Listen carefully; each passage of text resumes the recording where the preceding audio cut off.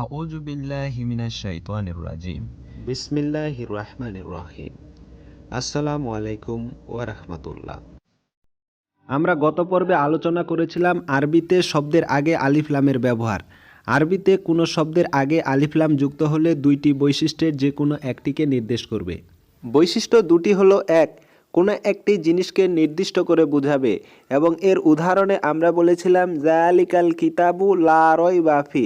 এখানে কিতাব শব্দটির আগে আলিফ লাম যুক্ত হয়ে নির্দিষ্ট করে একটি কিতাবকে বোঝাচ্ছে যেটি লাহে মাহফুজে সংরক্ষিত আছে, এবং তার আগে জালিকা অর্থ ওই দিয়ে নির্দেশ করছে দূরবর্তী কোনো কিছুকে, এবং এই বাক্যের অর্থ দাঁড়ায় ওই কিতাবটি বা সেই কিতাব যাতে কোনো সন্দেহ নেই। দুই, সমগ্র বা ওই জাতীয় সকল কিছুকে নির্দিষ্ট করে বোঝাবে, এবং এর উদাহরণে আমরা বলেছিলাম আলহামদুলিল্লাহি রাব্বিল আলামিন। হামদুন শব্দটির অর্থ প্রশংসা, এবং এর আগে আলিফ লাম যুক্ত হয়ে পৃথিবীর সকল প্রশংসাকে নির্দিষ্ট করে আল্লাহর জন্য বোঝাচ্ছে, এবং আলামিন শব্দটি আরবি আলম থেকে এসেছে। আলম শব্দের অর্থ জগৎ, এবং আলিফ লাম যুক্ত হয়ে সকল জগৎকে একত্রে নির্দিষ্ট করে বোঝাচ্ছে। তাহলে এই বাক্যের অর্থ দাঁড়ায় জগৎ সমূহের রব আল্লাহর জন্য সকল প্রশংসা। আজকে আমরা আলোচনা করব পদ বা পার্টস অফ স্পিচ সম্পর্কে, এবং আরবিতে পদকে বলা হয় কালিমাতুন।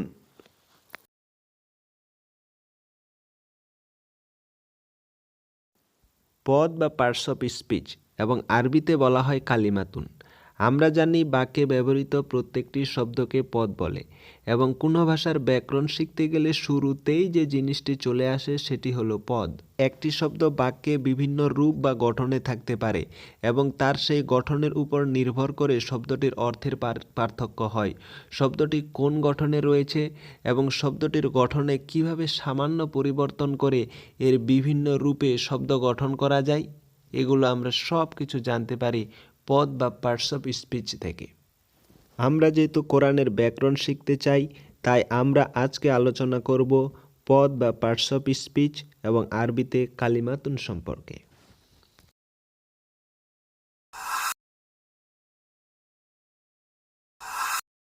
বোঝার সুবিধার জন্য আমরা শুরুতেই একটি বাংলা বাক্যকে বিবেচনা করি, যেমন রহিম ও আমি ভালো কলেজে পড়ি। আমরা যদি এই বাক্যের পদ নির্ধারণ করি তাহলে আমরা পাই রহিম একটি নাম বাংলায় বিশেষ্য পদ ও অব্যয় পদ, আমি সর্বনাম পদ, ভালো একটি গুণ বোঝাচ্ছে বিশেষণ পদ, কলেজ একটি নাম বিশেষ্য পদ, এবং পড়ি ক্রিয়াপদ। অনুরূপভাবে আমরা একটি আরবি বাক্যের দিকে লক্ষ্য করি, যেমন আউযু বিল্লাহি মিনাশ শাইতানির রাজিম। বাংলা ও ইংরেজিতে আমরা শব্দগুলো সহজে আলাদা করতে পারলেও আরবিতে সঠিক শব্দ গঠন ও ব্যাকরণ না জানার কারণে তা আমাদের জন্য কষ্টদায়ক হয়ে পড়ে। আশা করি ইনশাল্লাহ আমাদের কয়েকটি লেকচার অনুসরণ করার পর আরবিতেও তা আপনাদের জন্য সহজ হয়ে যাবে। এখানে আমরা দেখতে পাচ্ছি আউযু বিল্লাহি মিনাশ শাইতানির রাজিম। এ বাক্যের শব্দগুলোকে যদি আমরা আলাদা করি তাহলে আমরা পাই আউযু, দেন বিল্লাহি, এখানে দুটো শব্দের যোগ রয়েছে, বি প্লাস আল্লাহি, দেন মিন আর শয়তান আর রজিম। যদি শব্দগুলোর অর্থ করি তাহলে পাই আউযু আমি আশ্রয় চাই, বি মানে দ্বারা বা প্রতি, এটি আমরা আগেও বলেছিলাম কোরআনে 510 বার ব্যবহার করা হয়েছে, আল্লাহি মানে আল্লাহর। আরবি থেকে বাংলায় অনুবাদ করার সময় সাধারণত আরবি শব্দগুলোর শেষ দিক থেকে অর্থ করে যেতে হয়।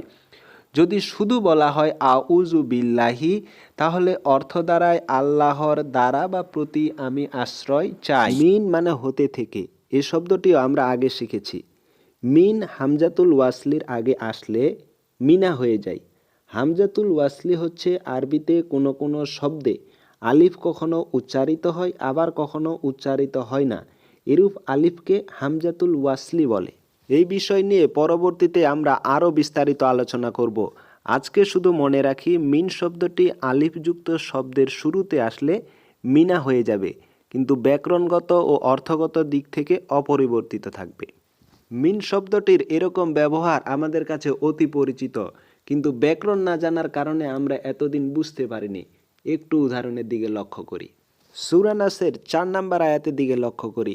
মিন শাররিল ওয়াসওয়াসিল খান্নাস, এখানে মিন শব্দটির পরে সাররি শব্দে কোনো আলিফ নেই, এই জন্য মিন অবিকল রয়েছে। এরপর 6 নম্বর আয়াতের দিকে লক্ষ্য করি, মিনাল জিন্নাতি ওয়ান নাস। এখানে মিনের পরবর্তী শব্দে আলিফ হওয়ার কারণে মিনা হয়েছে এবং এই আলিফকে আমরা বলছি হামজাতুল ওয়াসলি। এ বিষয় নিয়ে আমরা পরবর্তীতে আলোচনা করব। এরপরে আর শয়তান মানে শয়তান, আর রজিম মানে বিতাড়িত। তাহলে আউযু বিল্লাহি মিনাশ শাইতানির রজিম বাক্যটির অর্থ দ্বারাই বিতাড়িত শয়তান হতে বা থেকে আল্লাহর দ্বারা বা প্রতি আমি আশ্রয় চাই। বাক্যে ব্যবহৃত প্রত্যেকটি শব্দকে পদ বলে। আরবিতে পদ বা পার্টস অফ স্পিচ 3 প্রকার। আরবিতে পদ বা পার্টস অফ স্পিচ 3 প্রকার, যথাক্রমে ইসম, হার্ফ, ফেইল। ইসম, হার্ফ, ফেইল।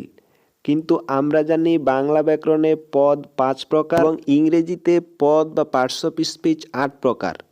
এ থেকেই প্রতীয়মান হয় যে আরবিতে পদ নির্ধারণ বাংলা ও ইংরেজি ব্যাকরণের তুলনায় সহজতর। আসুন জেনে নেই বাংলা ও আরবিতে পদের সাদৃশ্য। ইসম বাংলা ব্যাকরণের বিশেষ্য, বিশেষণ ও সর্বনাম পদের অনুরূপ।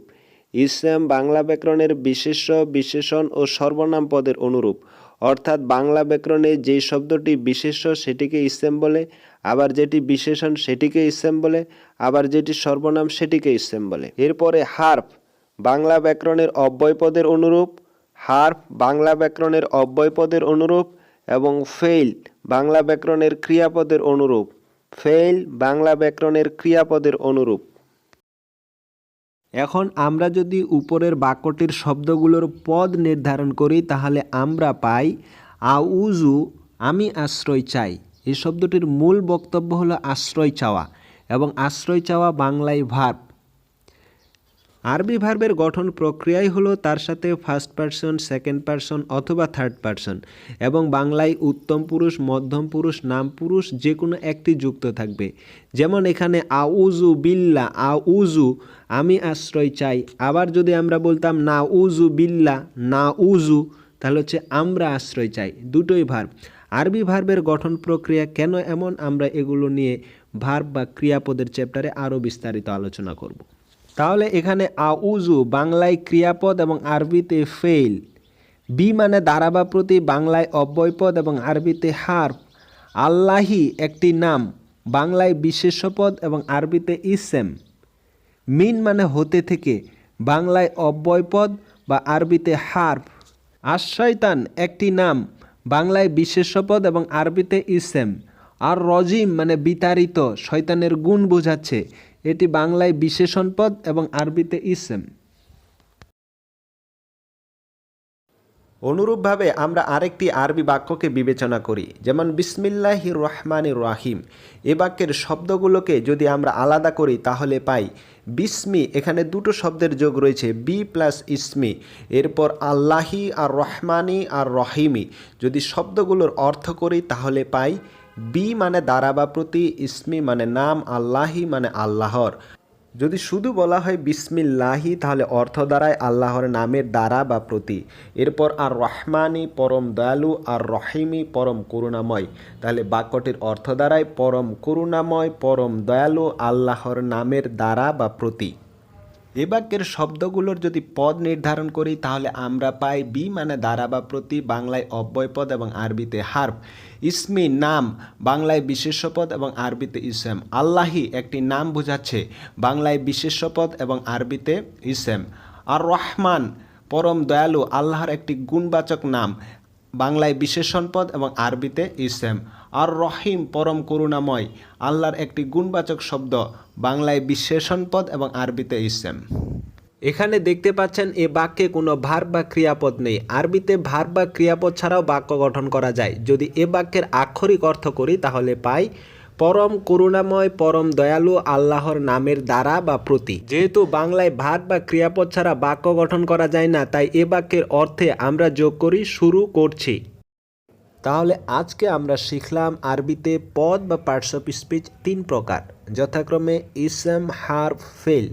ইসম বাংলা ব্যাকরণের বিশেষ্য বিশেষণ ও সর্বনাম পদের অনুরূপ, হার্ফ বাংলা ব্যাকরণের অব্যয় পদের অনুরূপ এবং ফেল বাংলা ব্যাকরণের ক্রিয়াপদের অনুরূপ। ইনশাল্লাহ পরবর্তীতে এই 3 প্রকারের পদ সম্পর্কে ধীরে ধীরে আমরা বিস্তারিত আলোচনা করব।